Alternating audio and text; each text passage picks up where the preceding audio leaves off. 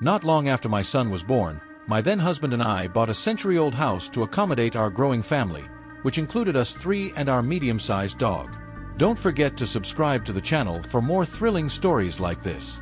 Having grown up with a fear of the dark, stemming from an unsettling experience of a neighbor boy peeking into my windows as a child, I frequently reminded myself that the creaks, thuds, and other sounds were expected in such an old house. There were ancient trees with branches that scraped against the windows, a heating system that rumbled, and a back gate that would swing open and clank in the wind. Hearing these sounds, instead of checking them out, I'd pull the covers over myself like any rational adult might. When my husband and I divorced, I stayed in the creaky house, and he took the dog. One evening when my son was still young, the two of us were watching a movie in the living room at dusk when my phone lost charge. Being a bit absent-minded, my one and only charger was somewhere around the house. This time, I found it in the kitchen. But as I went to plug it in, I suddenly felt a wave of unease, the kind that raises the hair on the back of your neck. Turning around, I realized that the back gate was open again, and a figure was sitting cross-legged in the yard, looking toward the house. Dressed in a hoodie and dark glasses despite the fading light, the figure remained perfectly still, even as I moved closer to the window, wondering if I was imagining it.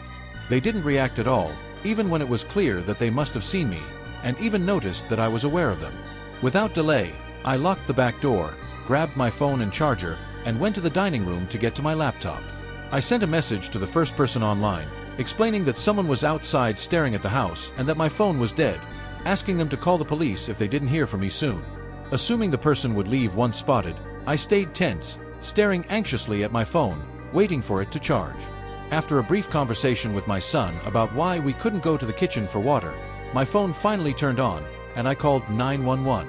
I told the dispatcher I thought the person had probably left, but requested an officer to check my yard because of the unnerving way they had stared. She stayed on the line, asking if I could peek out without being seen to check, and make sure the back door was locked. Creeping awkwardly toward the kitchen, I suddenly remembered the oversized dog door that couldn't be secured. Rising slightly to scan the yard, I found myself staring directly into a hood and dark glasses peering through the window. Barely able to speak, I heard the dispatcher urging me to grab my son and get to a secure room. I quickly told my son we needed to leave, and as I picked him up, I heard the distinct sound of the dog door slowly swinging open. We bolted from the house, leaving the front door open, and ran to a neighbor's, where they kindly paused their gathering to entertain my son while I watched my house from across the street, fretting about our indoor cat we'd left behind. Before long, the officers arrived, and after a short time, they emerged from the side gate with a hooded figure in custody.